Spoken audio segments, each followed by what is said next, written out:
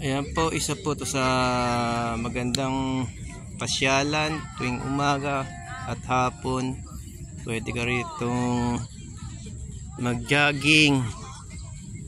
Yan po, ang dami. Mag-enjoy ka po rito mag-jogging.